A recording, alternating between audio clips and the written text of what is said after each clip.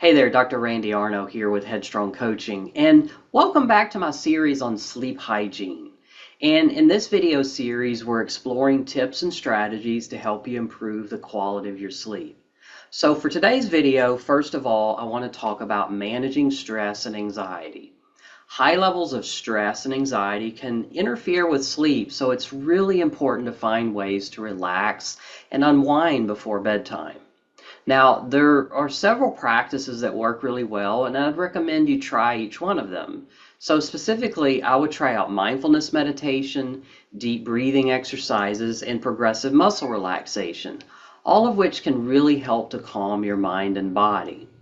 And all of these also have good research showing that they do indeed reduce stress. So I would recommend that you try each one of these a couple of times anyway, and decide which one you prefer or which one works better for you. There are plenty of guided videos on each of these on YouTube that make it really easy to try out. But I will be producing a few of my own videos that I'll be posting here in the near future. Now, my next tip has to do with diet and hydration, but especially within a few hours of bedtime. If you're hungry close to bedtime and you want a snack, you want to avoid heavy, spicy, or acidic foods because they can really cause a lot of discomfort and heartburn and really interfere with your sleep. You want to opt for easily digestible snacks, something like yogurt, a banana, a piece of toast. And also, obviously, be sure to stay hydrated throughout the day, but within a couple of hours of bedtime, you want to make sure you limit your fluid intake so that you can cut down on the chances of having to make a trip to the bathroom in the middle of the night. So my next tip has to do with making sure you have a comfortable sleep environment. This is really an important aspect of sleep hygiene that a lot of people overlook. So you want to invest in a supportive mattress and pillows that suit your sleeping preferences. And also think about how old your mattress that you have right now actually is. If it's more than 10 years old, you probably need to think about investing in a new one. Another thing you can do to create a better sleep environment is to either use blackout curtains or a sleep mask to make sure you're blocking out any unwanted light. And then finally, maintain a comfortable room temperature, which is typically between 62 and 67 degrees Fahrenheit for optimal sleep. Now, for those of you living in just about any other country than the United States, that's somewhere between 16.7 and 19.4 degrees Celsius.